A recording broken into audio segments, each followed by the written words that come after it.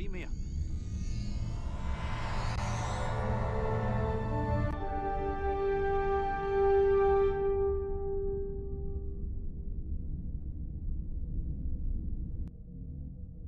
Alright, captains, we are back on the bridge. Literally, look at that. Look at that.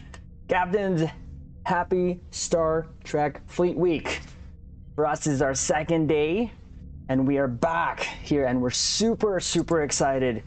And we just want to shout out our fellow captains who are here. We have captains here, and also actually a command code verification by Orion Star. Hello, Captain. Welcome.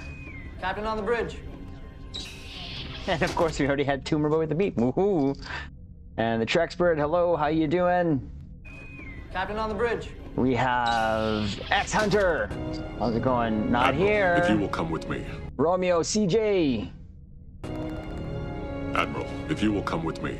And of course, Robert. How you doing? Captain on the bridge. And Lord of Entropy. Admiral, And if of you will course, our come with me. captains here on the YouTube bridge. Here we got General Washington. Hello, how you doing, sir? Yes, thank you so much for stopping by. Captain on the bridge. We got Universe. Chadwick, how you doing, captains? Captain on the bridge. We got CK, Dwayne, and Waldo Captain on the so bridge. far. Making sure we're saying hello to all of our captains. You got Universe, Admiral, of course, if here you will come with again, me. Sir Trance, and welcome again to Captain SFC2411. Thank you for the follow, command code verification. Welcome to the bridge here. So, captains, tonight, as we know, we were graciously granted the interview with Tumerboy, aka Nick. This is not the first time he's been here with us, but the first time we were actually together playing Ninja Turtles. But this time, we're doing this as Fleet Week, and I could not be more excited. So I am very humbled. Thumbturn, how you doing? Admiral, if you will come with me. So what we will be doing is going over the things that Mr. Nick does for Star Trek Online. But before we get him on, captains, we are doing a giveaway on the for Star Trek Fleet Week. So again, huge shout out to Ambassador Kale for giving us codes for Elite Services Pack.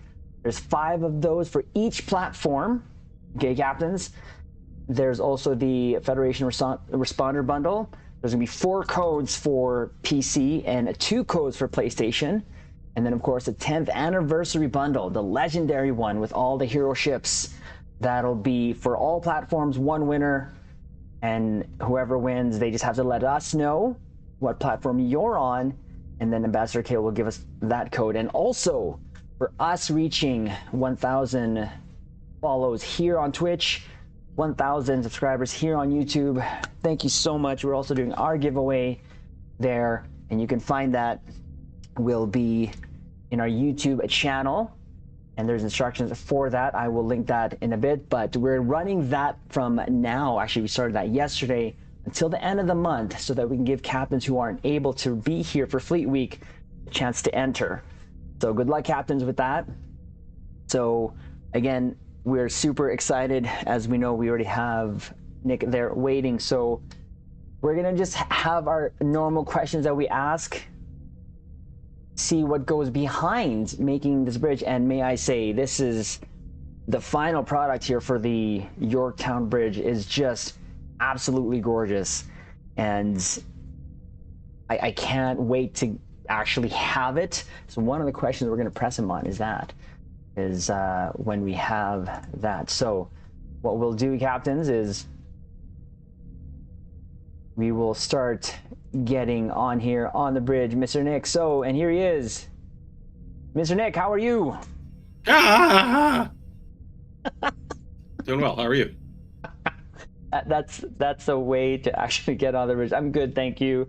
Again, Nick, thank you so much for doing this interview with us. I've been wanting to do this for a while, and it just kind of lined up and almost kind of snuck this into the last moment. And thank you for poking. Yeah, no worries. Thanks for having me. No, of course. So we have some things to talk about, and we have some questions for you. Okay.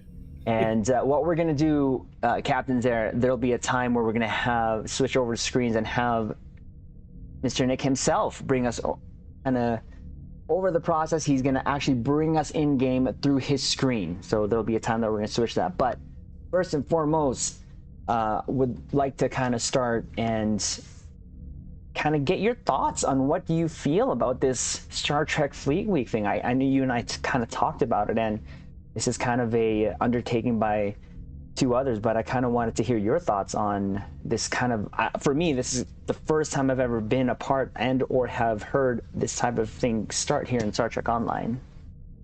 Yeah, I'm stoked. I mean, this is not my doing at all. I can't claim credit for any of it, but I think, excuse me, I think it's great. I've got the hiccups. I apologize.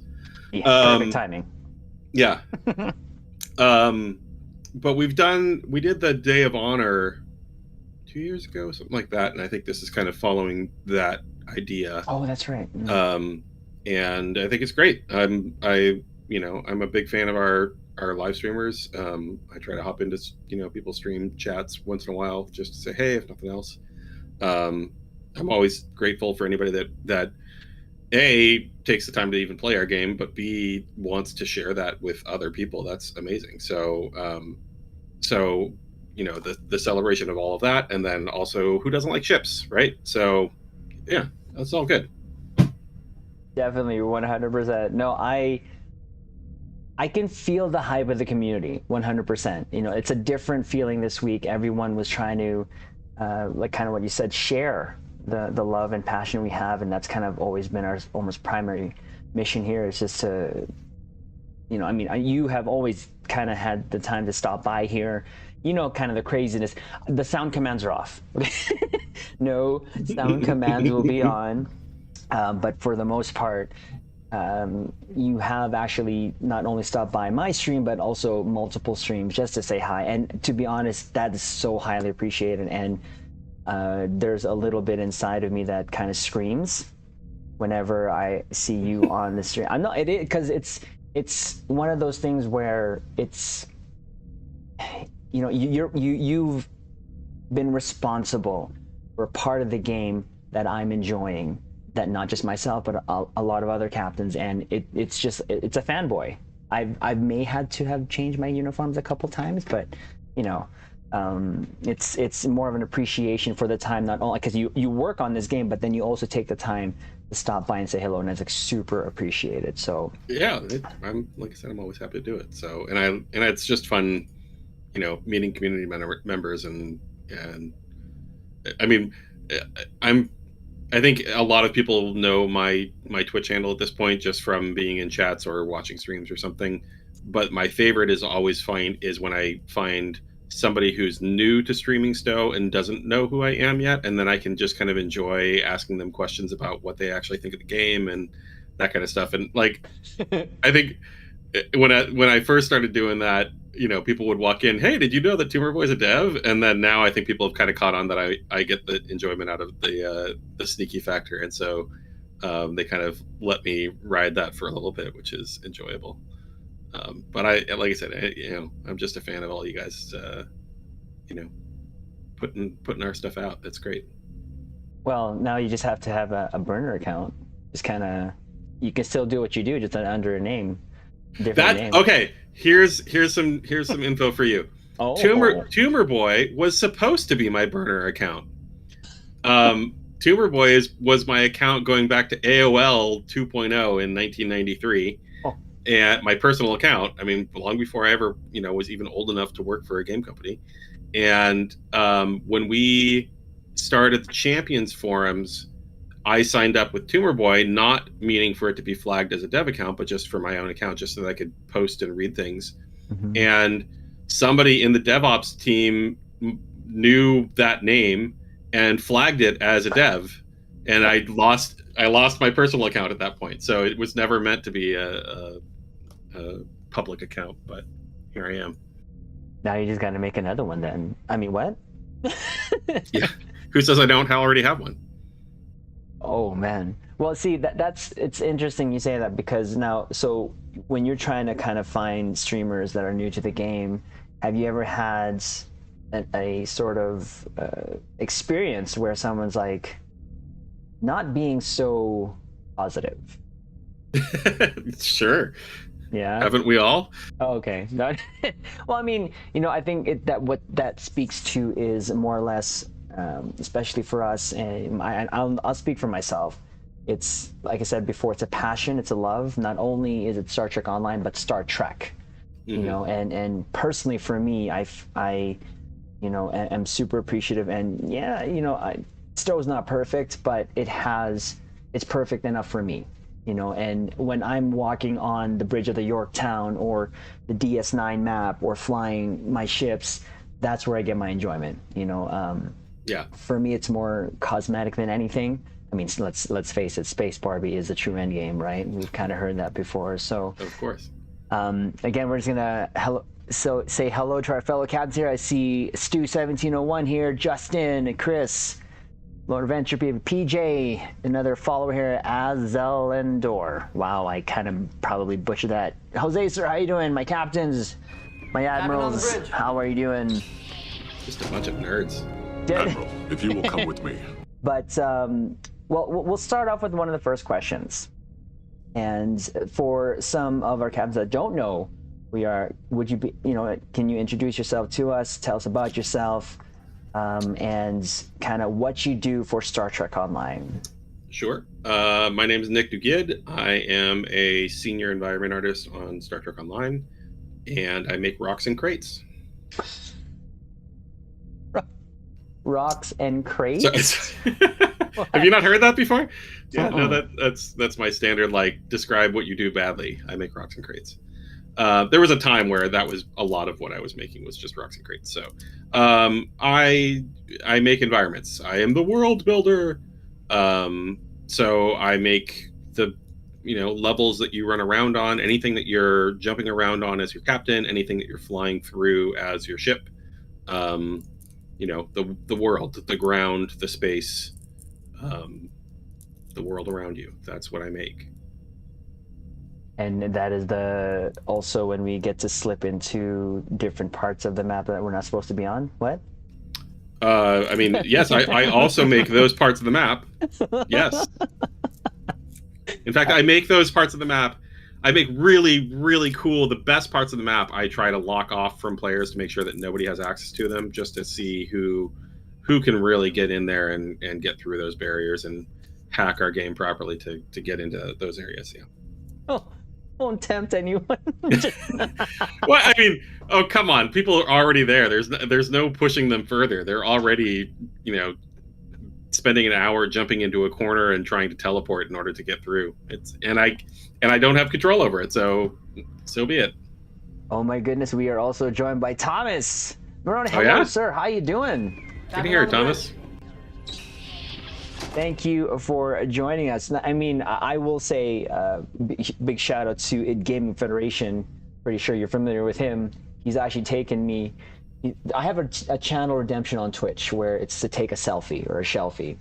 Mm-hmm. And the last two that he's taken with me is a selfie, but I have to make sure that I have an hour set aside because he's to get your shot exactly right. Well, it's that, and he's also going to take me to a map where it's not easily accessible. I see. But it's all in good fun. And one of the things is for us, that we say a lot is, why don't you just open the door? It's right there. Just open the door. But no, it's fun. It's just in good fun, and I think it does have actually some background in sort of, I don't want to say map breaking. That's not the right term. Systems design or something like that to kind of try to get through. But for me personally, especially, of course, as you can see on the screen there, the Yorktown Bridge, which is going to be the bulk of what we talk about today, especially in the last couple of years, the upgrades that you have been doing to the environments have just been top notch. It's just been like, when I look in detail at the bridge here and go look at a certain console, it's a console. It's not just something that was slapped on there. It's not grainy or anything like that. It's actually sharp. There's a reflection off of it, and And that just, I think that really speaks to the time that you and your team kind of put in, especially with all of the sort of updates that you've been doing. And I think for the most part, a lot of the captains really appreciate it. And so much so that when you released your pictures on Twitter, I asked you, I'm like, can I borrow? can I has borrows, please? And, you know, but we'll talk a little bit more about that. But being the senior environment artist, now, is there a team that you lead? And if that's so, how many are the people that you lead? No, I'm not a lead. Okay. Senior is basically chronological rank. It's not like hierarchical rank. Okay. It just means that I've been here for a while and I've gotten promoted a couple times, but I'm not a lead. Our lead is a guy named Scott Boyd. Okay. And the environment team on Stowe is 3 people. It's Scott, who is a lead and therefore kind of only counts as like half an environment artist because he's doing a lot of meetings and things too. Mm-hmm. I mean, he still does a lot of work. He does too much work. But he should be doing less of that and dealing with meetings more. Right. And then it's me. And then it's our latest hire, which is Gianna Rockwell, who we hired a couple years ago. And we've pointed out some of her work before. She did a lot of work on V'ger recently. She did the Terran version of Terranification of Earth Space Dock for, I don't remember the name of the mission, the one where you fight the runabout, the TFO. Operation Wolf. Operation Wolf, thank you. Yeah, she's done a bunch of those kind of things. She did work on Izar. She did work on Jupiter Station. She's great. She's been fantastic. So it's really just the 3 of us that are making environment art at this point. Wow. And that just, again, that blows my mind a little bit more than it was before that, because I literally thought it was about 10 of you. I'm not going to lie. Yeah, it's a small team. And we have had, it's the nature of games as they go on that the team size will shrink some. So we have had a team of 10 on Stowe, but that was many years ago at this point that we were that large of an environment team. So, well, just for 3 of you and for what the work that you've done there, that's just amazing. Like you mentioned, again, you kind of put that Operation Wolf. I remember doing that mission the first time, and when I saw that runabout come out, yeah, that was a big win. No, a lot of us didn't believe that we were actually going to be able to pull that off, and I'm glad that it worked out really well. It turned out great, but there was a lot of doubts, and a lot of places where it could have really failed hard. But really great, yeah, that's a rough thing. Making a because it's not a ship; it is a flying ground critter with an enormous costume that you're trying to make move in a believable way, that has to be able to fire from specific points on the costume, things that we don't normally do with normal ground costumes. Like there's a lot of trickery going on there, and a lot of that is is Weston's work too, making the animations feel right, where it kind of feels floaty and moves back and forth, and where it kind of clips the door as it flies out at the end and that kind of stuff. So yeah, I think you guys nailed that one. The vibes I got from it was playing Nintendo bosses when Nintendo good. Bosses. Yes, if you ever talk to Bordicus about that or something. I mean, like there's a lot of powers work that went into that too. That's all stuff that I'm more segmented from, so I don't really know the power system and all that, but I know that there was a lot of powers and effects work that went into making that a really fun fight, and to make it feel like you were fighting an NES boss or something like you're talking about, an arcade boss. I'm pretty sure that was a harking back to those days, because that's literally what the first thing I thought. I'm like, hey, was I here before? And then all of a sudden, just fighting it, it was one of the greatest. My favorite ground mission now, to be honest with you, in terms of TFO. So we expect for you guys to make more.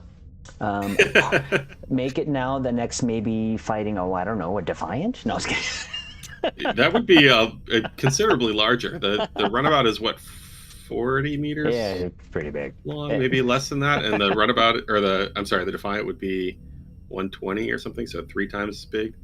Yeah, that would be. But More than no, that. that was amazing work. But again, of course, that's what really caught me. And one of the things that I do after that mission is literally walk around the Terran ESD. It's like one of my favorite maps. The lighting, it just Yeah. feels right, you know. No, and- Gianna did a really good job converting that map. Mhm. We had already done so a lot of that, all of the Terran stuff that you've seen recently with the red and black and gold spawned from the Terran version of the 2410 interiors. Mhm. So that luckily we had already done that conversion for what was Izar mission, red shift or blue shift or whichever one was first, I guess. Yeah, it's blue. And I think it was redshift that started. Oh, was it red? Okay. I don't know. I can't keep track of names. Is it- Anyway, point being, we had done the conversion of the kit, and so we already had kind of a guideline that we could use, and that luckily made it really, not really straightforward, but it gave her a guideline to follow to convert ESD. And there was a lot of challenges that came with converting ESD because there's just a lot of very different things in there. It was a very different time when we built that, and it wasn't ever meant. We never thought we were going to do a mission in it, so it wasn't built for a mission. It wasn't built for any of that, and there were a lot of kind of troubles that came with that too. But it worked out. Yeah, I'd say so. And the thing is, for me, for someone who's just kind of just a player, I kind of thought it was actually easy. Like just literally, put a fresh coat of paint on it and call it Terran. I mean, yes and no. We can get into that when we start looking at the bridge more, because I can show you the conversion of that from Fed to Mirror, and it's similar, but there's a lot of little parts that it's kind of like, I mean, it's like I don't know if you do any kind of hobby projects or even like just moving. You can get 80% of the stuff out of your house and feel very accomplished, but it takes almost as long to do the other 20%. Right. There's just all the little stuff that gets left over that you have to clean up. And so yes, we could, and we probably did make ESD, vaguely look Terran very quickly. But then there's a lot of little stuff that all has to get touched up to make sure that it actually functions and looks right and all that. Right. No, we'll touch more on that, but again, I can't praise that enough because it's just one of my favorite places to just take screenshots. Well, and a lot of that work too, and this was all Gianna and Scott, was making the shuttle bay accessible, because we had not done that. That was where we finally opened the shuttle bay up. Yes. Both in the mission and also in the social hub. Actually, yeah. And that was a big push from everybody that if we were going to do it in one place, we couldn't do it. We couldn't let you in there in the mission and then not let you in there on the social hub. But like all of that, the whole thing needed to get touched up. It all had to get rebuilt in a lot of different ways to kind of make it look okay close up, and converting all of that also to the Terran side. So right. No, that's great. So we're going to just kind of touch a little bit on that, because now that's a little new information for me. Being one of three environment artists, like what is one of three? Oh God! Like see saying we're bored. See what I did there? I see that. I see it. Being one of three, what sort of day-to-day, I don't want to say day-to-day, but like sort of things that you're in charge of when it comes to either maintaining or creating or sort of finding the next project, or if that's in your bailiwick? Definitely not finding any new project. I mean, that kind of comes down from on high. Okay. We have a lot of input on what our particular corner of the mission looks like and things, but in terms of what we're doing, that's out of our hands. I mean, they say V'ger, we say okay, we're making V'ger. Yes. So what I mean, I don't really like own anything, except in that each of us kind of owns whatever map it is that we're working on. So for the Federation Yorktown Bridge, I owned the Federation Yorktown Bridge while I was working on it. Once it's done, now it gets tossed into a mission because it's all, a complete object library piece that we can just kind of throw in where we need it. Right. And I don't, I didn't have anything to do with hooking it up to the latest mission. But I did all the stuff that you see inside of there is still my work for the most part. So. Okay. I guess that makes sense because of 3, I thought there was like a handoff process where, okay, 1 of 3 is done, got 2 to 3, your turn or something like that. But it sounds like it's not that granular. I mean, basically, there's always work for all of us to be doing, but there isn't really a need for us to hand things to each other. We can all do. We're not specialists in that way. It's not like I do all of the texturing and Gianna doesn't do any texturing. We all do all of the work of an environment artist. Right. For something like V'ger, we were all working in the same maps at the same time, and that was a kind of a struggle in itself because we have resources that we have to share, and I thought you were using this layer, and I'll use this other one or whatever, and trying not to stomp on each other's toes, but we're all owners of our own art. Of whatever you're working on at a time. I guess that makes sense, for at least to kind of keep it more sort of consistent. And especially, I guess for me, again, thinking of how big some of these environments were, I thought they were just a huge team. That just means you guys are just like the best of the best. So, sure, we'll go with that. We'll run that. Okay, so we're gonna start with some of the things, kind of getting to know you a little bit more. So, we that kind of had some of the things that I wanted to ask, but we're gonna do some Star Trek questions before we get into the Yorktown Bridge, if that's okay with you, sir. Yeah, so of course. One of the questions that you see there is kind of what got you into Star Trek, and I guess what got you and how did you land your position there at Cryptic? What got me into Star Trek as a total? So I've talked about this before. When I was a kid, I watched TOS with my dad on his little, 13-inch color TV or something. And this was before TNG came out, so I would have been 5 or 6. Mm-hmm. And I thought it was the stupidest show in the world. They're all over emoting, and they're doing jump kicks, and they're on some planet with a green sky, and none of it makes sense. And why is any of this fun? I don't get it.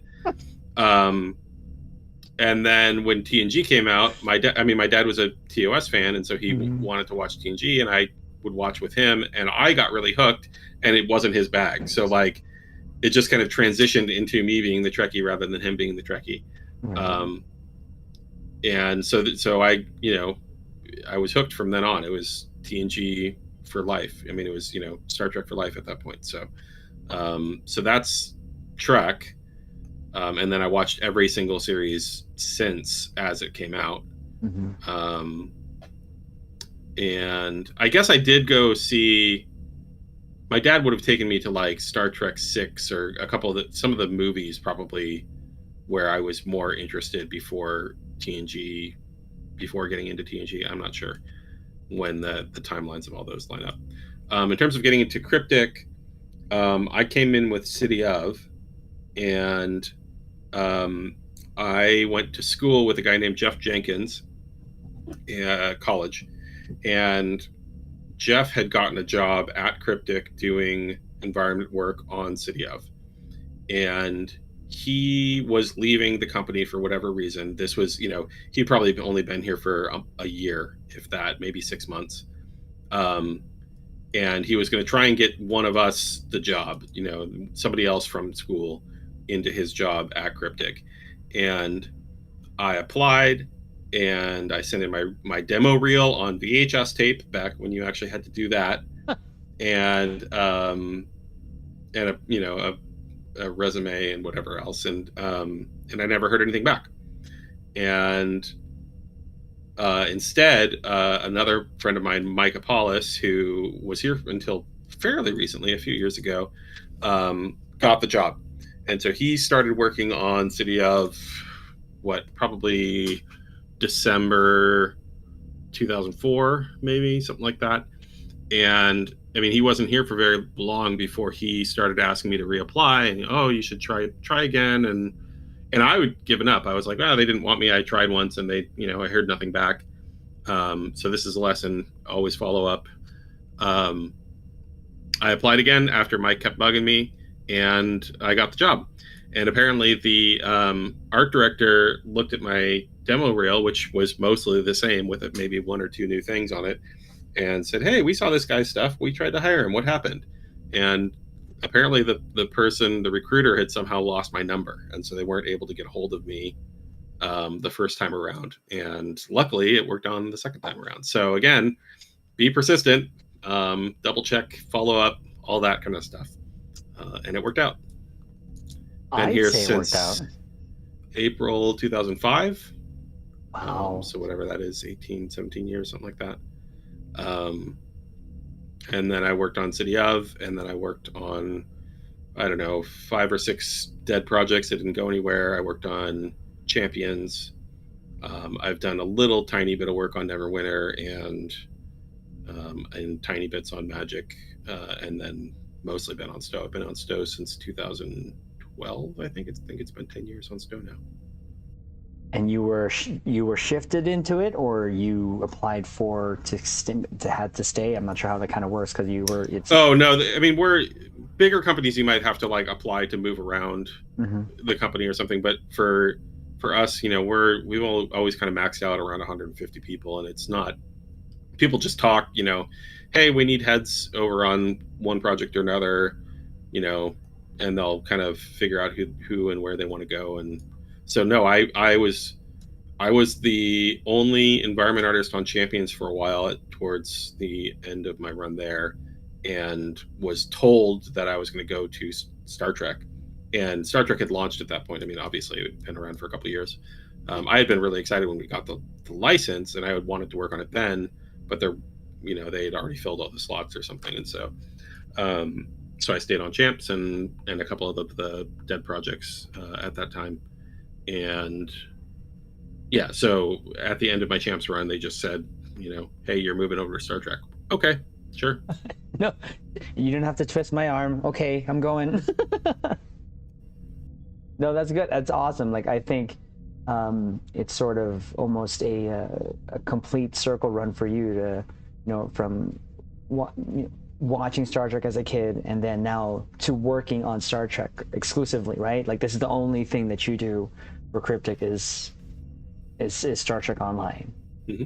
Yeah, so I thought that is awesome. So next set of questions, sir, we kind of ask this to everyone while they're here to get a little bit to know them a little bit more. Sure. They're just kind of sort of quick fire questions, and then the first thing that comes to your mind. Ready? Ready. Okay, so what is your favorite Star Trek series? Lower Decks. Let's go! Lower Decks, yes! Okay, so who is your favorite captain now? Shelby. Wow! I don't know. Sure, I'll go with Shelby. Why not? I like Shelby. Sure. Well, okay. Okay. You got me there. That's awesome. Okay, we're gonna try to round out your crew. How about first commanding officer? Guinan. It's not fantasy. It's just your favorite actual, first command. Yeah. Like your favorite. I mean, I don't know. How can you not pick Spock? It's got to be Spock. Okay. No. Awesome. How about Helm?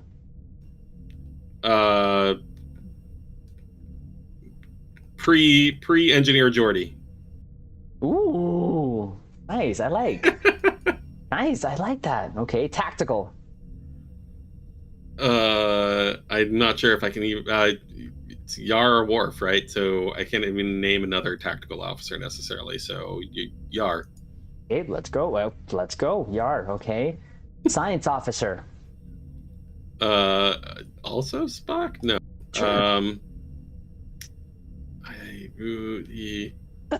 Sure. Sure. Also Spock. Okay, that's okay. I think Admiral Buck actually even said that too. Bill Krause, can I get pick Spock? Yeah, there's no wrong answers here. I'm not gonna grade you. Malcolm Reed. Ugh. Phlox. That was actually that was his second answer too, Phlox. I said this too. I like his mannerisms for some reason. It's just Phlox. I guess it's just I like John Billingsley. I would like to know Flux in person. I think he'd be fun to hang out with. Okay. How about engineering? Engineer. O'Brien.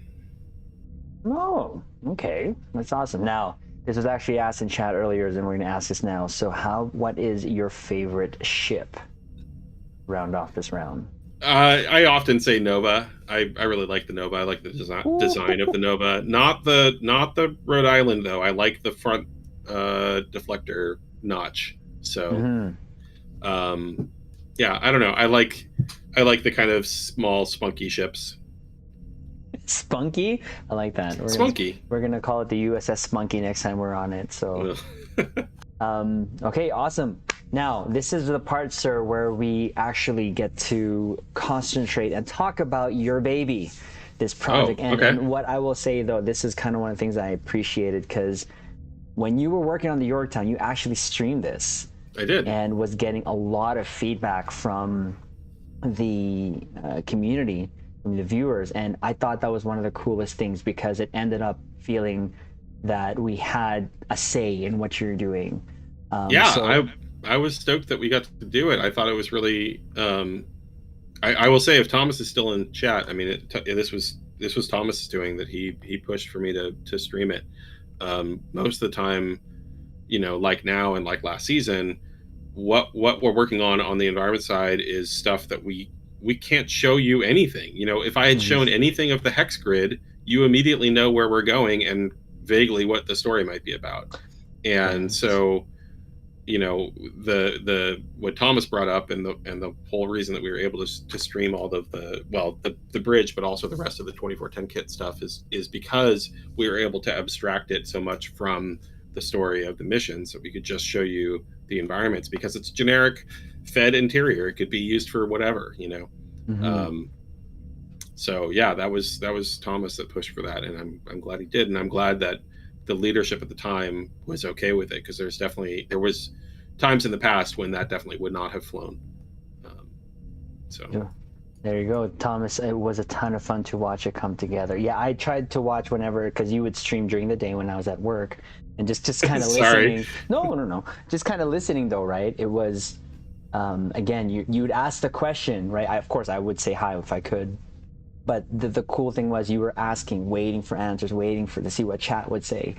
And it just felt, again, one of those moments where us players, viewers, could connect with, the people working with yourself, and you made it a very fun, there were some laughs, right? That's kind of like the whole point of the whole thing there. So yeah, right now, what we're going to do is we're going to have a Nick come on screen so that he can show us kind of the process, because I want to find out kind of how, from beginning to end, the Yorktown project from beginning to end sort of was for you, and if you can take us through that via what you have there in your screen there, sir.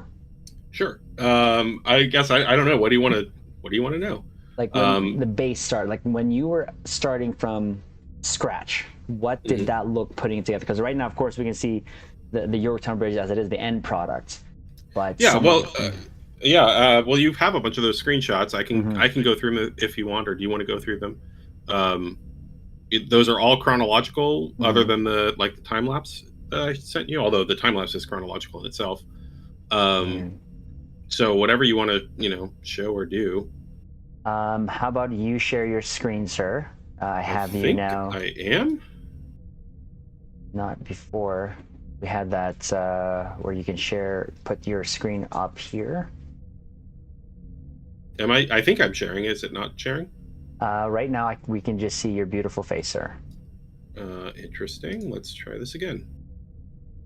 We did a system checks earlier, I promise. Yeah, we did, and it worked fine. Let's try this again. Sharing my screen.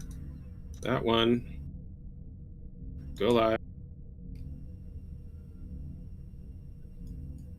Nani? Nothing. Okay, well, this is what we're going to do. Then what? I have a backup plan. So if that's not working, well, I'll put you... Oh, there you go. Maybe that worked? Nope, still you. Still your beautiful face. So let me put you back in your cam there. I do have some of the pictures here that we can sort of go over that you can see. Here we go here. So, Well, sorry about that. no, it's okay. It is okay. This is why we sort of had this backup plan, just in case. And because you did give me some of the images there, and there you go. So we'll start with, could we maybe do the exclusive thing that you had mentioned that you Sure. never showed anyone? Yeah, Triz was asking about some of my early screenshots of the bridge, and I realized that I had made a whole set of time-lapse shots of the bridge that we'd never gotten around to releasing for whatever reason. It was meant to be, but so unintended, but the stream is broken. So this is what you'll see here pop up soon. There you go. Is a kind of time lapse, and you gave me 3 different views, and I thought that looking at this, it was absolutely insane. From beginning to end, like again, you see it right there. That base canvas, and all of a sudden, just adding, and things that we try that didn't work, that we changed, that get pulled out. There's a lot of that. In all of the work that we do, we're trying things quickly, deciding whether we want to continue down that road or not, and getting rid of the things that we don't. Nothing is a straight shot. Everything is a lot of tweaking and trial and error. Right. And what was interesting here was, again, I remember at the beginning here, one of the first early streams that I caught here, when you had put the sort of structure there in the front, so that where the dome extended all the way down with the structures, and then you just kind of cut that out. And then the other stream I caught was about the view screen, and the way you were talking about it was like, oh, maybe this is just going to be here. Well, we can leave it here. It was So one of the things that, because of in the streams, we couldn't talk about what this was being used for. And if you have now played the missions, you know what it was used for. And it was a giant boss fight with Lita and Evil Kumarke, and on this bridge, and that it had to be enormous in order to fit all of that. And so that, yes, it's an enormous room. It is a huge bridge. There is no question about it. But that was all done for a reason. Part of it is to maintain parity with the original Odyssey Bridge, which is roughly the same size and layout. I mean, it's not exact, but it's close. And part of it is that it was the actual use of it was for a boss fight more than anything else. It was a boss fight arena. And so it needed to support that. And part of that too, if you've played the mission, is that there's a series of force fields that you have to knock down. And so it wasn't set that way kind of at the start, but once I had built the kind of concentric rings of the bridge, it seemed apparent that was where the force field should go. So we adjusted things to fit that. And actually the view that you're looking at right now with the isolinear chips on the very front of that helm console, those isolinear chips were added as a way to get into the inner ring to turn off the force field. So that was a design push, or they needed something in order that you could interact with on this outside ring that would then turn off that inner force field. And that was something I considered doing anyway, and then it just seemed like a no-brainer that we would include it for that. I mean, just watching it, I'm just amazed at how, with the feedback, with what you had in mind, and then what the end product was, it's just amazing to see from beginning to end. There's another one here from a different view, I think just the right. Yeah, I'll post all these to Twitter after this. Exclusive. We saw this first here on the bridge. You saw them here first. You saw 3 of them here first. You saw the 3 best ones. There's I think 9 of them or something, but most of them are kind of very specific angles of the bridge. So yeah, I think that the backdrop here, seeing it from this angle a little bit more further out, you kind of see what's taking shape there is the actual sort of the seating. Now I noticed though that the seats there kind of just, that's what they were when they started. For the most part, I mean, notice that the helm and con get moved around a little bit. When it first started, I kind of had them off to the side because we thought we wanted a big open area in the front or in the middle, and then they kind of worked their way in. And once they were in that spot, you see where I raised that front railing up, and it was very obvious to integrate them all into one console, one bulkhead. But yeah, the 3 command seats just were pretty much there from the start and just kind of shifted around a little bit to match the spaces. When I had mentioned this in, I think, the video that I did when you had given me permission to make a video on these, the first thing that came to mind with those command seats was I said it looked like Mommy Triz's salon seat. Oh yeah. As a loving reference, nothing, because the base of it just, that's what it reminded me of, and that's exactly what she has in her basement, is like that sort of swiveling chair. But again, these chairs, these were directly off of Donnie's bridge. He'd already made these for his bridge when I had started working on mine, and so we just used them again, and we used the crew chairs, the task chairs for the helm and console and con, and the communications and stuff in the back there. That little smaller chair is used throughout Jupiter Station, and Izar just as a task chair or a waiting area chair. When you were sort of making the new one, because there is some sort of, how should we say, hints back to the old bridge, the Aquarius Bridge, I think is what it's called. One of my favorite bridges there. And what we'll do here is we'll just kind of go pick out some of the pictures that you sent me. One in particular, where'd it go? Was, I see sometimes the images here they weren't going. Yeah, they're all, a bunch of them are targets. I wish I could share. I don't know why this isn't. You can keep trying, but we'll kind of go. So one of my favorite parts of the old bridge of the Odyssey was the bottom floor. Yeah, I know a lot of people really like that. Yeah. And we, kind of did sort of some meetings there in terms of it, but you kind of sort of still kind of put it here in the front of the bridge here. This little kind of meeting area. Yeah. So, in those time lapses, or if you scroll back to the really early screenshots, there's a bulkhead that separates the whole front area from the main body of the bridge. And I didn't have a lot of time to build this whole thing, at least at the start, and I was not convinced that I could build the whole thing. I was not convinced that I could build something the size and scale of the Aquarius Bridge in that time to the same standards that we've been building the 2410 kit to at that point. And I was pretty adamant about that. And so I was trying to find any ways that I could to kind of shrink the amount of stuff that I had to make, the space that I had to cover. And one of those ways was blocking off this front area entirely. I said I didn't want to build anything up front here.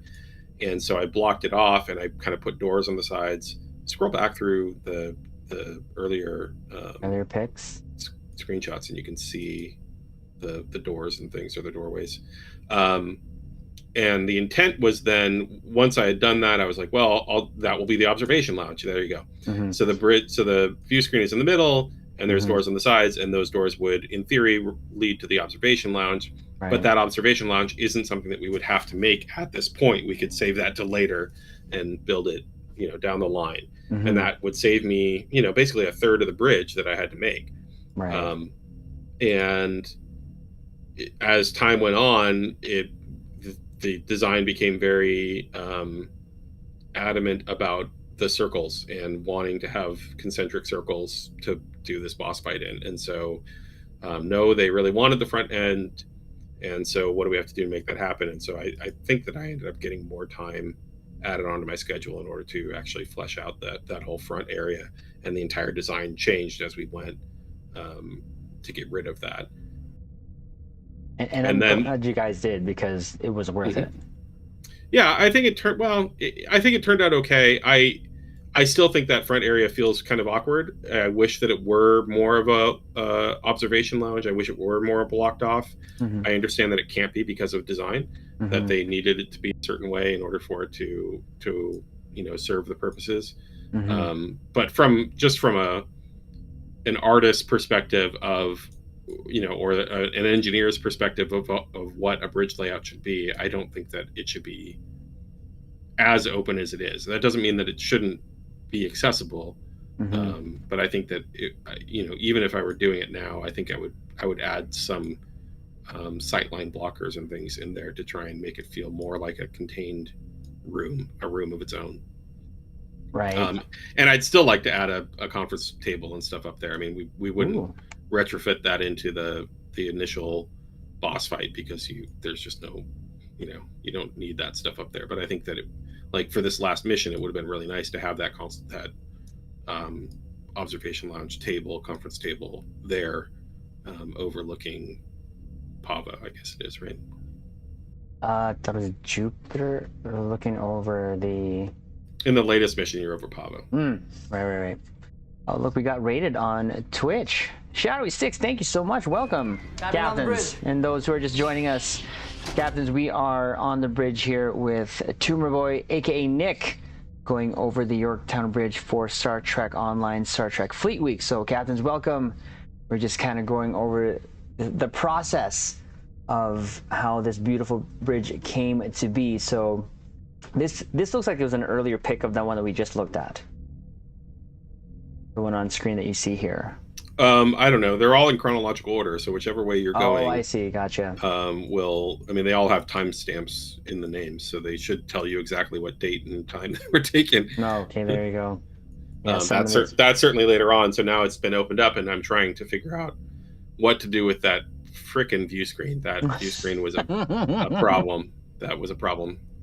Well, I like it when you said to have it curved. That made a lot of sense at the time. Like, I think the first time I saw you put the view screen on, it was just kind of floating there. But then you're like, yeah, we can come back later. And you had an NPC kind of walk through it back and forth or something like that. That was kind of hilarious. But... Well, we were trying to do a holographic one because again, like, it was a big problem, and I'm fairly satisfied with how it ended up turning out. But it was a beast to get there. I mean, it was a lot of back and forth. It was a lot of iteration. Like I said, we try things and if they don't work out, we pull them out. But like, I had to do that a lot. I built probably 20 different versions of that view screen in different configurations, mounted in different places, floating in different places, to try and find something that would flow with the ceiling, flow with the floor, feel appropriate, that you could walk under, that wasn't blocking line of sight.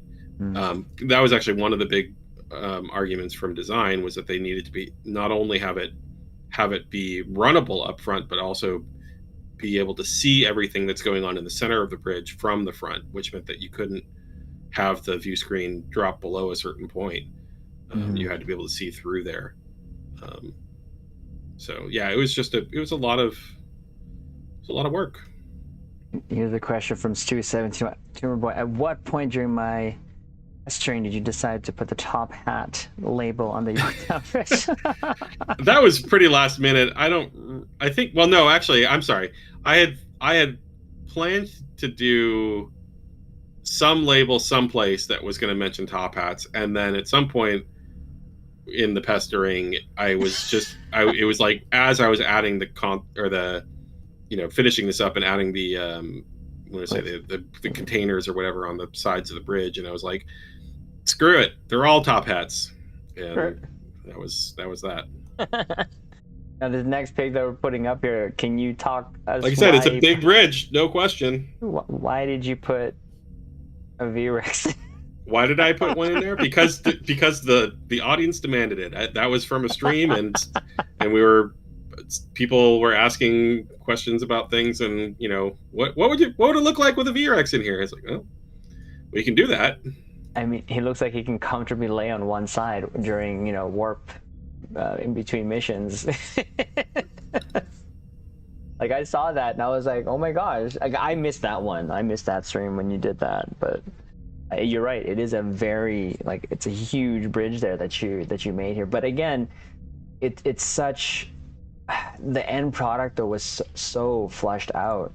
I guess we can keep scrolling here. The next here we have a couple here, because it turned out to be like a real sort of upgrade to what we had. And I already thought the Aquarius Bridge was like really good. This just took it up a notch. Yeah, we didn't have that second level, but it made up for it in the smaller details. We also lost the transporter pad in the back there. Mm-hmm. Why couldn't have we left that? I mean, that was again cut because it was cut for a couple of reasons. One of them was this was early on when I was trying to cut everything that I could in order to just make a space that I was going to be able to make in the amount of time that I had. Mm-hmm. And adding a transporter was just going to add more time onto that. And the second reason is, honestly, I think it's a bad idea. I don't like the transporter. In fact, oh, really? I think it's a good idea to have a transporter on this deck, have a transporter nearby, but having a transporter that is literally directly on the bridge seems like just a huge security risk, and is frankly unnecessary. Like, there's no reason that you would have to run directly to the transporter rather than just down the hall and to the right. I mean, right. It doesn't save a whole lot of time, but it does add security and kind of tidiness to things. Mm-hmm. Again, this bridge and the original Aquarius Bridge is enormous, and it's finding things to fill all of that space up with, I guess, is troublesome. So maybe that's why it was there originally. I'm not quite sure. I wasn't there for the original inception of it. Right. It's not something that I would have done, and so I chose not to do it here, and nobody seemed to have a problem. Well, honestly, I when we first started this bridge, that was one of the things that I pointed out and was expecting that players were going to have a problem with it, and for the most part, they were okay with it. Mm-hmm. They wanted to go to the front, which was understandable, and I know a lot of people are sad that there's no lower deck, but people were actually surprisingly okay with cutting the transporter. So yeah, I think coming onto the bridge the first time when I got the Aquarius, there's this grandioso feeling. You transport and boom, there's this beautiful looking bridge, because I think it still holds up to this day, the Aquarius Bridge. And so like I said, my thing was the lower little observation area, but other than that, this feels, like I said, like an upgrade. And all the work that you put in, the hours, it really felt.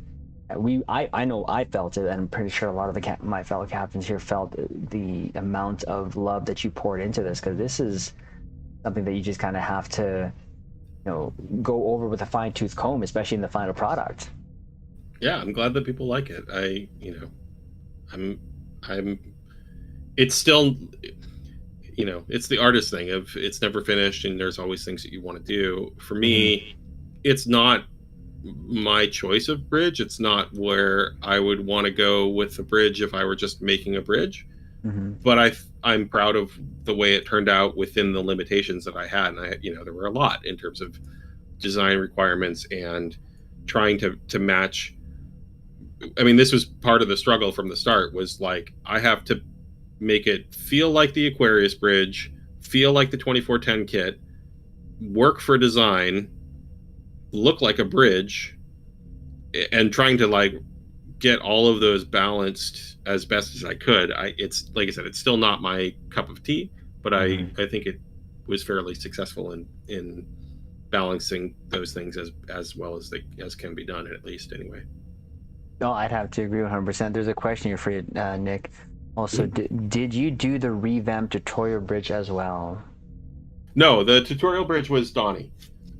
He that was taking a lot of the stuff that I had already built for the 2410 kit. So he took the hallway struts and converted those into struts on the bridge and that kind of stuff. So there's a lot of elements from the 2410 kit which were mostly me, but that bridge is entirely Donnie.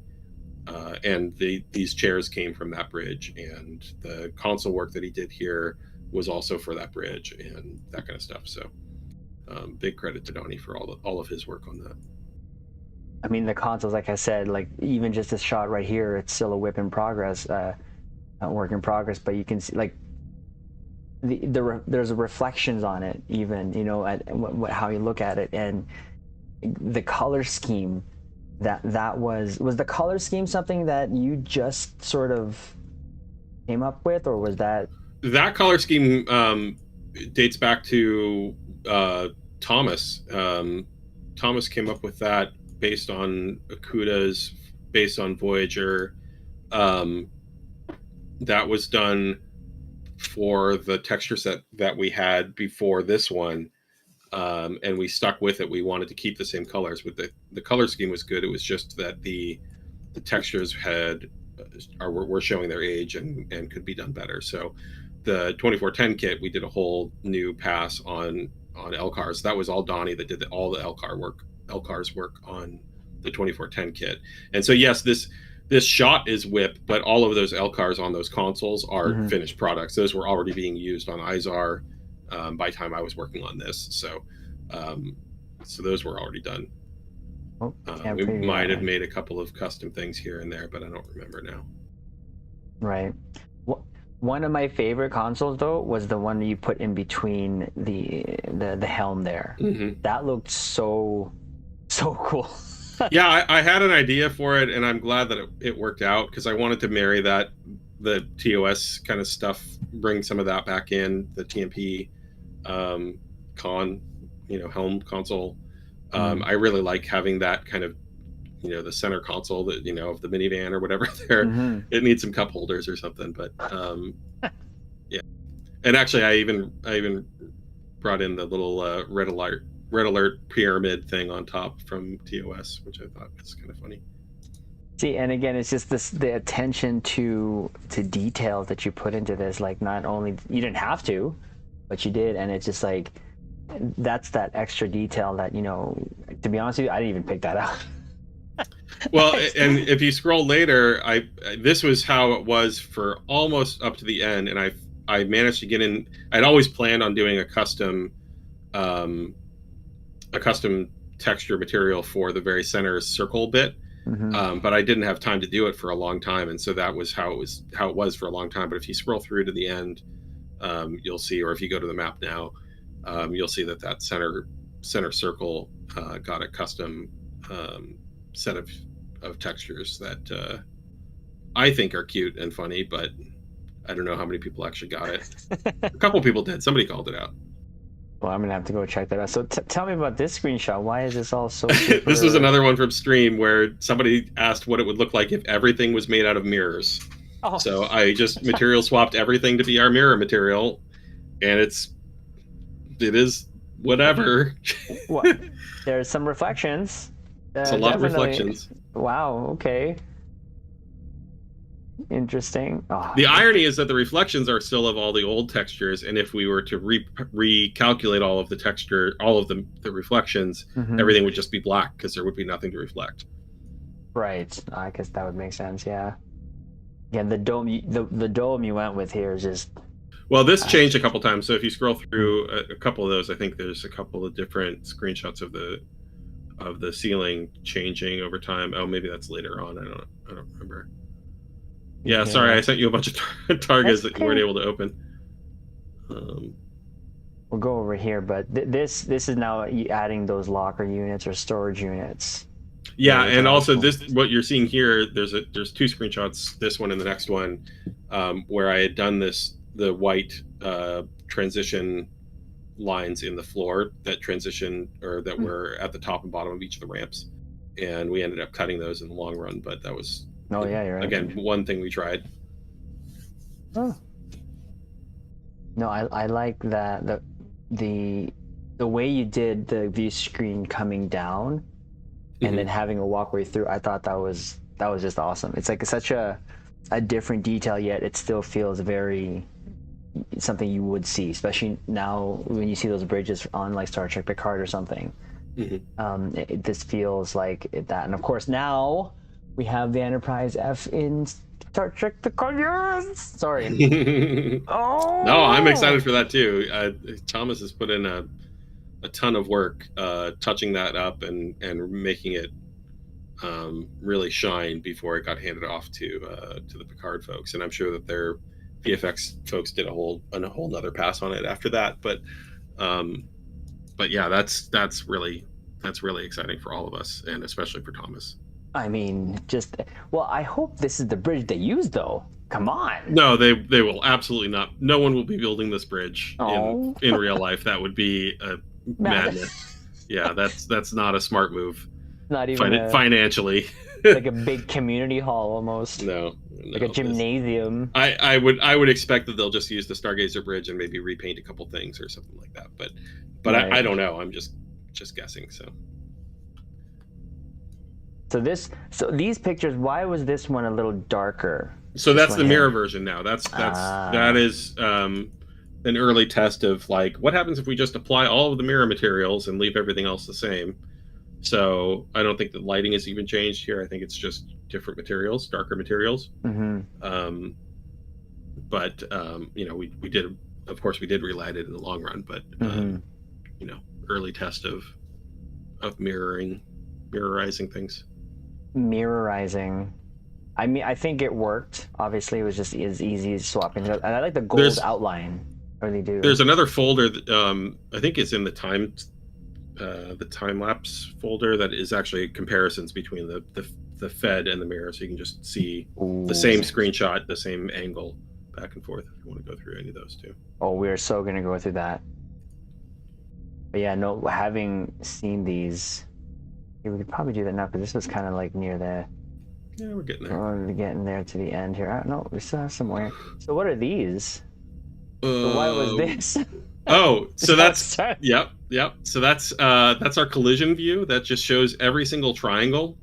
Oh, jeez. And so every triangle is shaded with 3 different colors so that they don't stack on top of each other. So you can see every triangle in the scene. And if you go to the next one, you'll see the collision triangles that once they were reduced. So this is by default, every triangle that we make has collision. And so we make simplified models that we use for collision. So they're, what you actually run around on is not exactly the same as the geometry that you see. And that's just because there's no need for it. And the collision triangles are really what cost us for rendering and stuff. In terms of performance. So if you kind of go back and forth, you can see the reduction, particularly in the floor on the left. You'll see a big drop in the number of look at triangles and stuff there. So you're right, and looks like we got raided here, Nick. Oh yeah, by Gribog. Hello, how's it going? Welcome, Admiral. If you will come with me. And to those who came with the Gribog, captains, welcome. Captain on the bridge. We are doing our interview with Nick, aka Tumerboy, for Star Trek Online, Star Trek Fleet Week. Welcome, captains, and looking over this gorgeous sort of work he did here. Look at that gorgeous gray. This is important stuff to know, though. What's underneath? Yeah. What's underneath? So there's that, and then I think there's another one here. Then of course, so this is the image I obviously used there as the sort of overlay. Like this is one of my favorite views right here. This just the lighting, the color, everything just felt right when you got this on point there. It was so. I'm glad. It like felt like when we walked on the bridge, that new car smell. Like I think my brain tricked me to actually think I smelled new car smell. Or I guess in this case, new bridge smell, but. And this is why we were so excited to see this, because again it looked just so modern, just so nice and beautiful in terms of how it came together at the end. With you have the stations in the back now, everything completed with the storage bins all marked out, one with a top hat storage unit in there. From beginning to end, how long did it take to get to this point? So if you go through the time lapse, or if you look at the first screenshot in that list, I think the first one is right at the end of January 31st, and the last one is like mid-April. Oh wow. something like that. No, July. I'm sorry, not July. May. So basically 5 months, four Wow. months to do all that. And this is like the only thing you were And doing. that's the only thing that I was doing for those 4 months. I mean, there's meetings and there's helping other people and there's picking up tasks here and there or fixing some bugs and things, but this was my primary task the whole time. Right. No, again, this what I love. One of the things that when I was walking on the bridge here, that unit there that you see beside the light Mm-hmm. there, I thought they were ATM machines. Yeah. those are I've called them niches. They're what were initially made for the brig. I made these little tall kind of consoles that were interchangeable, and then we used them a couple other places. We used them in the isolation ward on Jupiter Station, and I don't remember where else, a few other places. And they just seemed like they fit here. They were a good place to include a replicator. Somebody in the stream was really insistent on there being a replicator off to the side. Mm-hmm. So okay, we'll put a replicator in there, and a couple of those smaller consoles with some isolinear chips, and it's a nice, simple way of adding a couple of little details that add movement to the scene, add color to the scene, add light to the scene, but also, like, if you look around this whole bridge, part of a lot of it is coming up with things that we can use in future missions. So right now, you may not interact with those consoles at all, but in a future mission, maybe you need to go over and rearrange the isolinear chips in that thing. And so it's really nice to have that available. Or since those are modular and I can swap them out for something else, we could just make another console that's a slightly different thing that fits in that same space and swap it out without having to change everything else on the bridge. So they're expansion areas, they're potential future use. So Right. There's an interesting question here, and I think we're going to ask that here. So, question for Nick: did you run into any problems with this bridge? Any unanticipated problems, challenges to overcome? And then, second one was there anything you'd like to tweak or change if you could? There were a lot of unanticipated problems. I mean, that was, the big thing was just reconciling those big points of, it needs to look like the 2410 kit. It needs to look like the Aquarius Bridge. It needs to function for design, and it still needs to feel like a bridge. And trying to balance all of those was really rough. So that's kind of the biggest challenge. There were little challenges all over the place. Like I said, the view screen, just trying to figure out how to do that once we decided not to do the wall. How to light things so that they felt okay. One of those screenshots, although it might be one of the targets, has a nearly naked gray, like solid gray man that is running around, and we use him because there was a lot of complaints about it being too dark, and there's perception of darkness that people have that isn't actually there, and so we use the gray dude to kind of indicate, no, you have plenty of light on your character. You are wearing a nearly black uniform and you're standing in shadow. Yes, you're going to look dark, but it's not that the map is too dark or whatever. I don't know. There was, yes, certainly lots of little problems along the way that we had to overcome. Fitting those consoles into that side area was troublesome. Anyway, what was the second question? I forgot. If you could sort of change anything or add or tweak. Well, we kind of talked about that already in terms of like, if I were making a bridge from scratch, it would not be this size and shape. If I could change anything, I would probably segment off that front area a little bit, not a ton, but at least make it feel more separated. In terms of just little things that wouldn't change the entirety of the bridge, I really wish that I had a chance to do a plaque. We never got a chance to do that.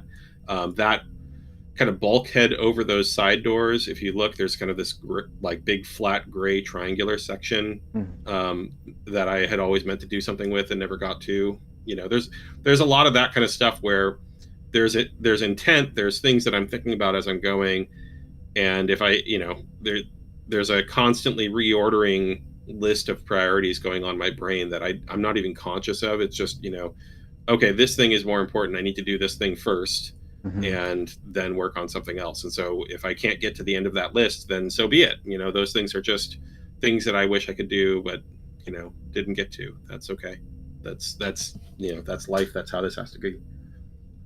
So there's no chance for you to come back here to do a tweak pass, or because this is it. I mean, there's nothing stopping me from taking my own time to go back in and add things, but but also I work 8 or 10 hours a day. I don't want to necessarily just go spend more time on this bridge for the rest of my life, right? So if there's something really important that I think we missed, we were talking about DS9, DS9, they had gone on for a long time, the DS9 rebuild, and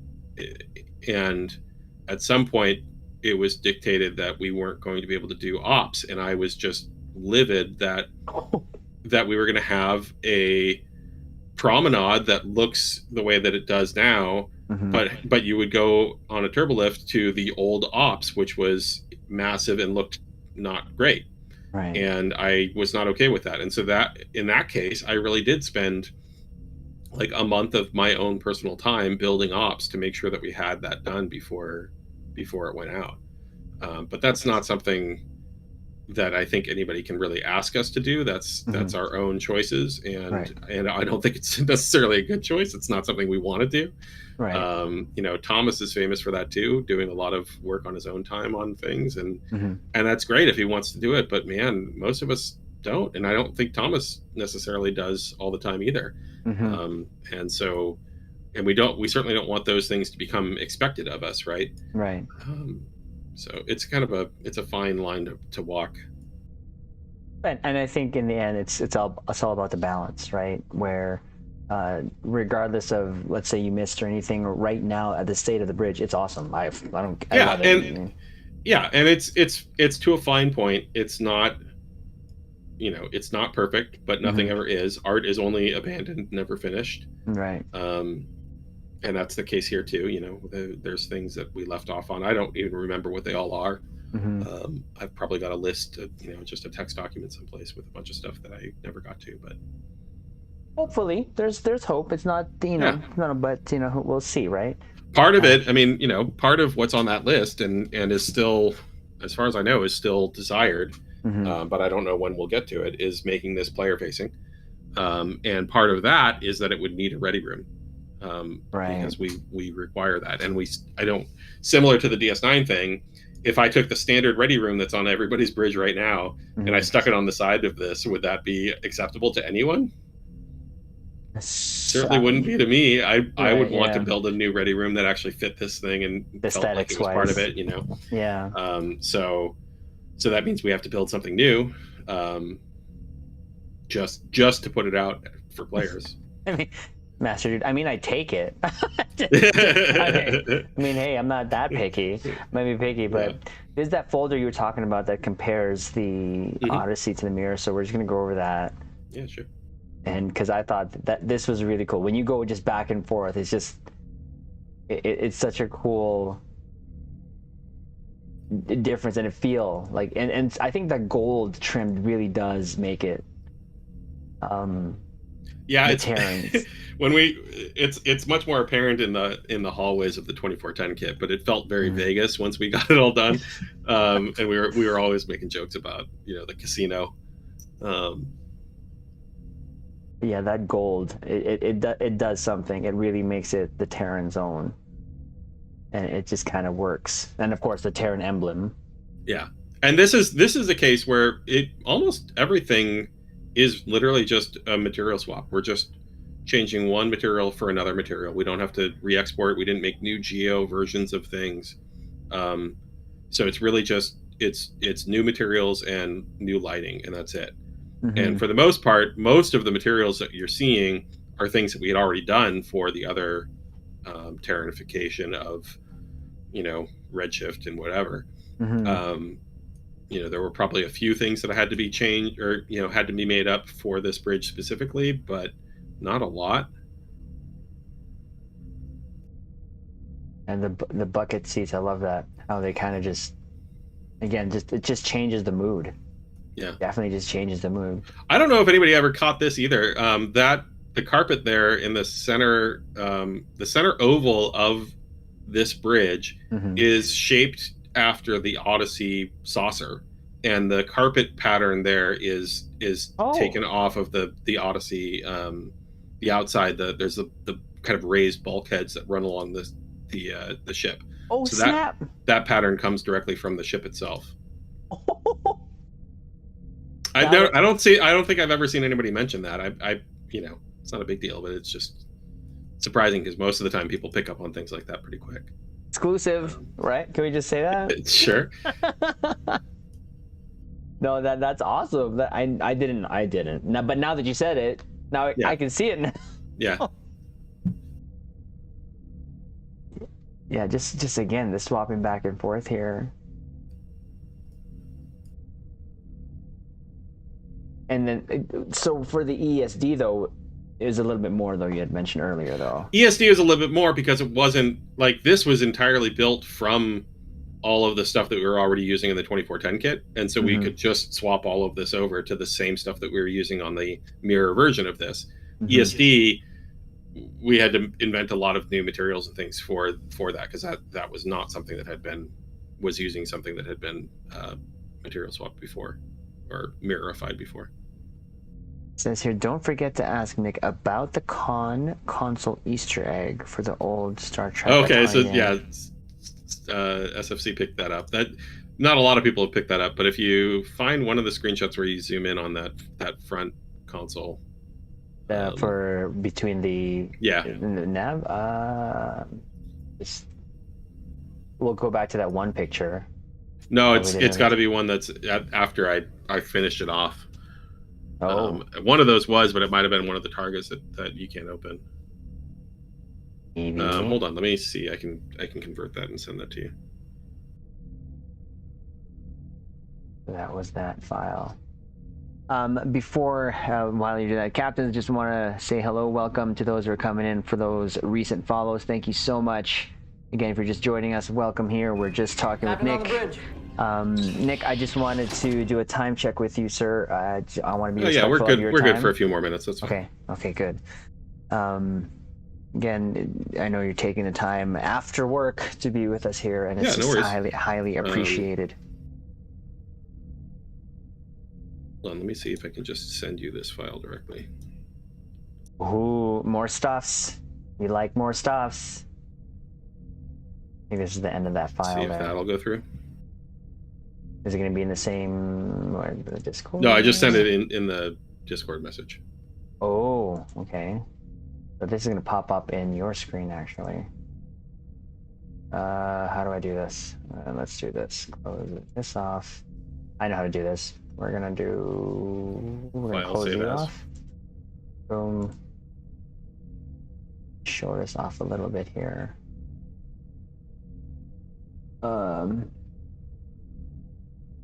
So if you kind of pan down on that to the circle part, that's the Easter egg. It's minor, but yeah.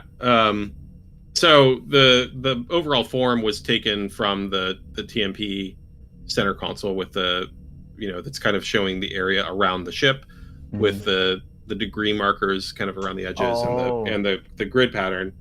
But I couldn't help myself, and if you look really closely, the ship marker in the very center is a little tiny green circle with two little green lines behind it, and in the kind of trapezoidal black space below that is the what is it? The thrusters, the warp, the thrusters, the photons, indicators from the Star Trek arcade game. The what was it called?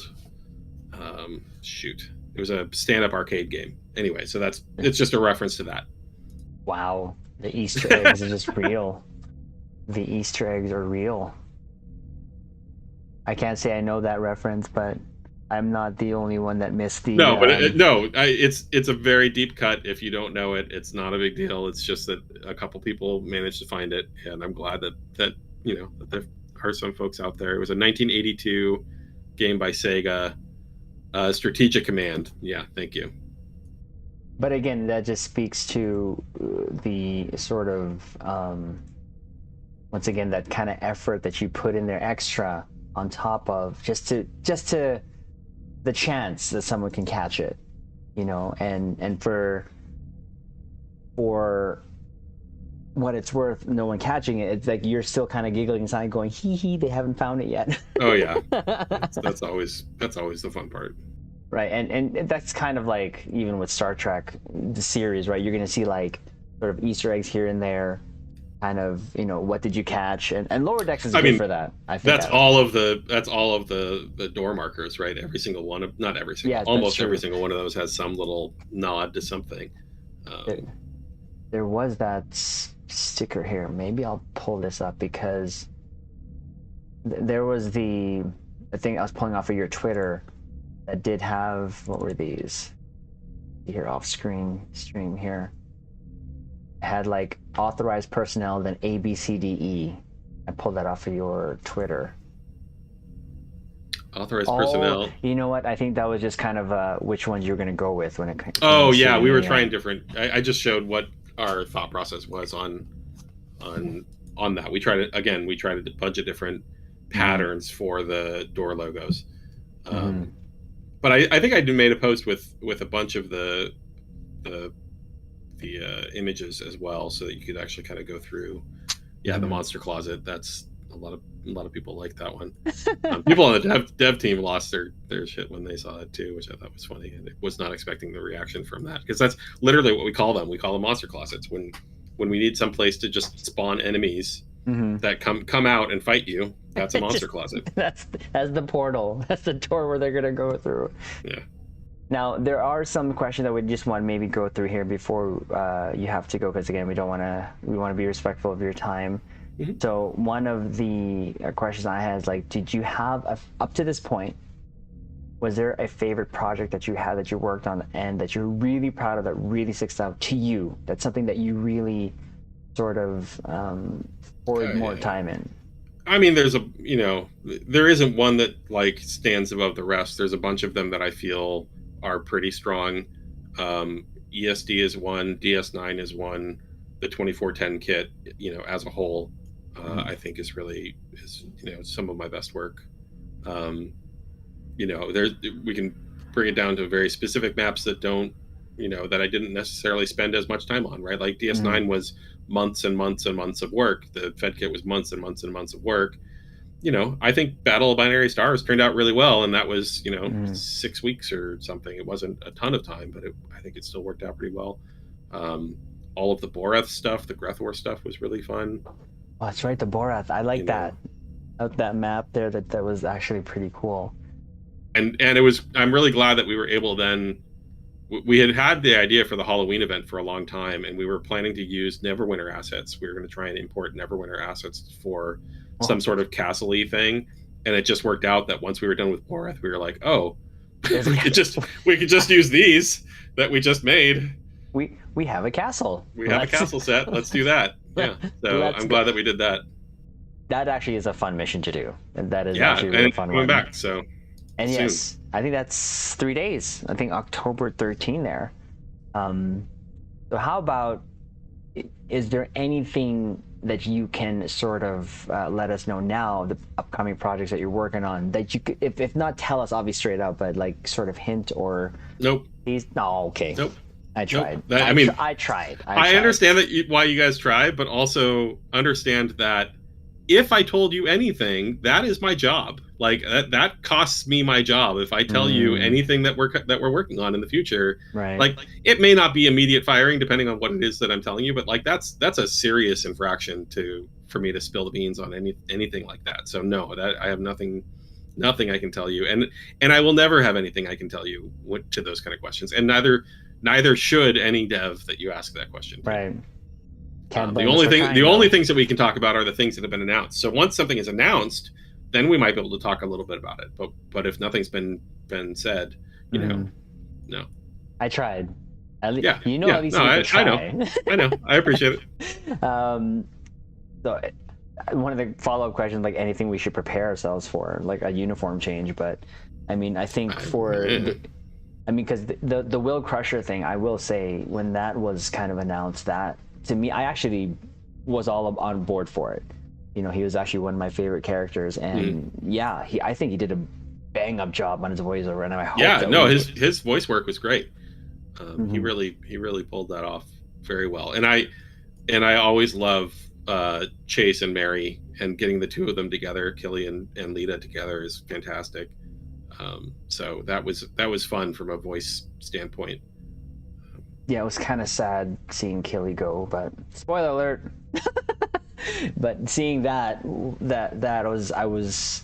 Some people said they saw that coming. I didn't see that coming. Like, I enjoyed her. I enjoyed the character that she was playing, and I think she really had fun with it. You can tell. I think she had a lot of fun with it. Yeah. Yeah. So I'm going to go there because we brought up Killy there. One of the last questions we'll ask here. So for the middle part where Emperor Crusher is being sort of elevated, who was working on that section where we kind of crossed that bridge in to get to the middle of V'ger? I mean, that was me and Gianna. So I was responsible for most of the layout of the map, all of the hex grid stuff. That was basically all me. But all of the points of interest that you see along the way, the towers, the circuit things with the electrical things, the floaty balls, the Voyager satellite model, all of that was Gianna. So big credit to her for all of her work. She's incredible. And I was like, we have to get her on the bridge here. Yes, please do. She's fantastic, and I would love to. Really, really solid worker. Knows what she's doing. You know, asks the right questions and just turns things out. She's great. Like, the mood you guys created on that map itself, the V'ger map, I will say was. Sorry, you broke up a little bit. What did you say? The mood you guys created for the map was very eerie. Like, it felt like you were just in a real, situation. And well, I mean, that's what we were trying to capture in the movie, right? The movie was pretty eerie. Yeah, no, 100%. So. And I think for all that work, then I enjoyed that mission 100%. Because of that, when we transported there, I know a lot of people didn't like the fact that we weren't using our own character, but I think the experience you were giving us, it really, and of course, what made it was the environment, right? Just again, the noise, the texturing, what you could see when those consoles, when you walked up to them, were coming out of the ground, literally reminded me of the ones that popped up out of the ground. Yeah, like when you're going to activate and stuff like that and cross the bridge. It reminded me of Superman's fortress. Right? Yeah. Was that purposeful? Was that sort of? No, I hadn't even thought of that, but you're absolutely right. Right? No, we needed something that you could interact with, and it seemed logical to have something move around. All we saw in the movies was the hexes kind of appearing out of nothing, or and I say movies because there's the original cut and the director's cut, and their interpretations of those scenes at the center of V'ger are pretty different in terms of how the bridge is assembled and things and what's there. In fact, in the original, it wasn't nothing assembled and there was no bridge. It was a big field of hexes. Right. So we just needed something that you could interact with, and we could make just to have a hex be up and have something appear over it or something, but it's movement draws your eye, so doing that was a good way of helping to make sure that you see it. And then we were able to reinforce that a couple times with with a couple of the puzzles where things would move up and down. The kind of heat sink things where once you destroyed them, they would sink into the ground. Yeah. So we could kind of reference that back on itself a couple of times to make sure that it felt like it was something that V'ger could do, even though we never actually saw it in the movies. Right. No, I think it worked out really well. And speaking to Gianna. Sorry, let me press the button. Yeah. Gianna. Gianna. Okay, I have a friend. Her name is Gianna. So Yeah, of course, of course. I'm probably gonna get that mixed up. Then maybe I would love to also have that. So, the final thing I'll ask you here, Nick, because again I know it's getting late for you, is what I wanted to know is what Star Trek taught you, and what is one of the things that you kind of really sort of cling on to, and with the work that you do for Star Trek Online, that you kind of want to convey in the work that you do. I don't know, the hopeful future, the exploring things and learning things and being open to other people and other cultures, and having an open mind. I don't know, it's all that. Like, I love all that. And there's people who get down on people who get down on the newer series, or don't like certain series, or don't like certain captains or certain characters or whatever, and I just some may not be my favorites, but I still love all of it. It's all part of the same kind of ethos, and yeah. I couldn't have. Wow, hearing that's exactly what I wanted to hear, though, right? Hearing my ramble. No, and it's not necessarily a ramble, and it just speaks to your passion, your love, right? And I think I mentioned this before as well. I will just tend to lean into things that I can lean into, right? That'll make me happy. There's no point in me, saying I hate this. It just brings me down, right? Yeah. And that message that you talked about of hope, of just being open, that's exactly the thing that I took away from TNG, and what I kind of, try to put into my everyday life, right? Because, the passion and love that we have is definitely something that we all can share. And sir, the work that you do for Star Trek Online is absolutely amazing, and you've just been knocking it out of the park. And I hope that this won't be the last time, and I hope that we can I do too here, have on happy back. Maybe with Gianna, let's possibly, get Gianna in here. And talk more of the stuff that you guys have been working on. But again, I want to be respectful of time. I know we went a little over there. Nick, no, you're good. Thank you so much for having me, and thank you for supporting Ship or Fleet Week. I'm very excited for all of this. This is just day one, and it's great to have so many people involved, and getting excited about all this. So thank you, and thanks to all you folks in chat who hung out and tossed questions my way and all that. Thank you for playing. Thank you for being interested. Thank you for hanging out. No, and we look forward to more of the beautiful work that you'll be putting in, and I can't wait. Hopefully, our next time won't be too long, but yeah, maybe next time we'll ask Gianna to come in here so that we can. I'd say she's one of three. You're two of three. I think if you're gonna work that way, I think that Scott would be one of three. I would be two of three, and Gianna would be three of three. Okay, now we'll go with that, and we'll probably possibly we'll throw that here. But again, Nick, what we're gonna do right now is kind of close off the stream. But was there any last thing that you kind of wanted to throw out there to our fellow captains out here? Yeah, live long and prosper. Perfect. So again, Nick, thank you so much for your time, and you're more than welcome to stay. If not, I understand. But what we're gonna do is just kind of close up here. Yeah, no. So before we do, captains, you saw the message there. What we will do before we close off the stream is talk about the giveaways that we're doing. Huge shout out to Ambassador Kale / Cryptic for allowing us to do this. And this kind of lined up. I say it in the video, but we'll link it in both chats here. That 6 months when we had Kale here, he had mentioned that he would sort of help us out in giving away stuff, and it just kind of worked out that we're going to do it with Fleet Week. But captains, we're going to give everyone a shot at this, because there's 4 things going on, 4 giveaways that we'll be doing. And right now what I'll be doing is linking the video that has all the information to both bridges here, but we'll go over the prizes here. So what it is, the first one is Elite Services Pack. There's 5 of them. Per platform, per bridge. So that's PC, that's Xbox, that's PlayStation. Okay. The next bundle is going to be the Federation Responder Bundle. 4 for the PC bridge and 2 for the PlayStation. And then, of course, the big grandiose one is the 10th anniversary bundle for either platform you're on. So there's only one code, but if you get picked as a winner, whatever platform you're on, let us know. I'll ask that code from Ambassador Kale, and he will give you that code. And of course, captains, you know that that's like the first legendary bundle that we recommend because it's a great bundle, and of course has all the hero ships.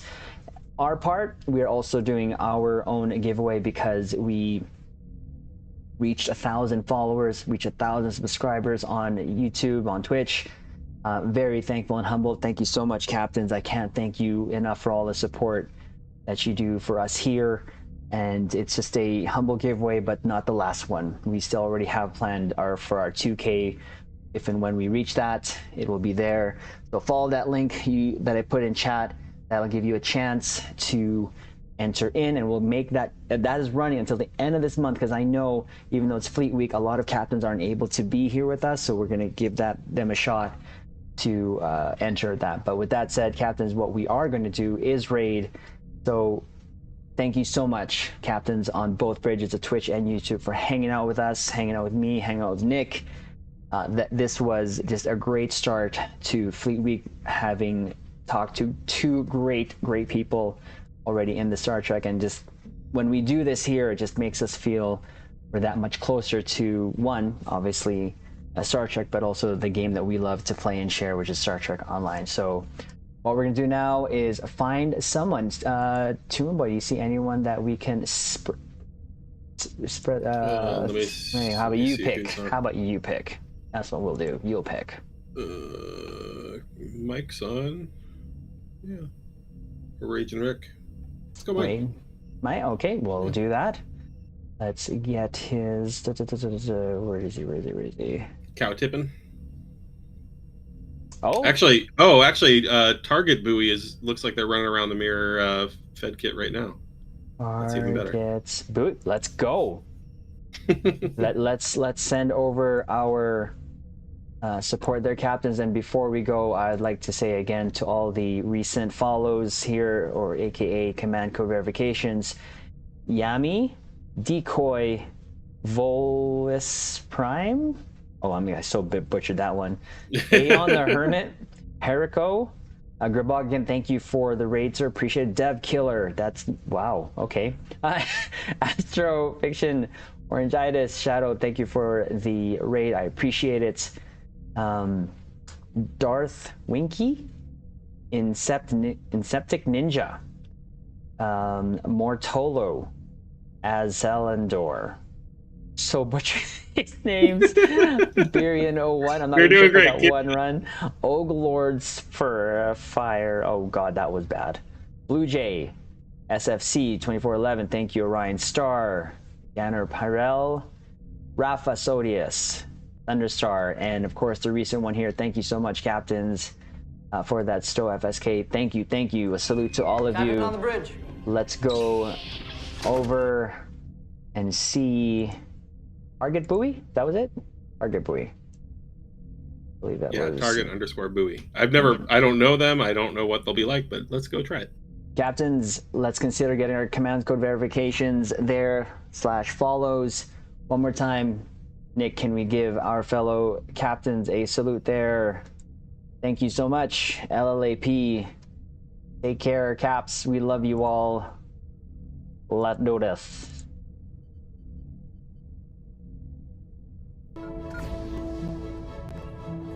Live long and prosper.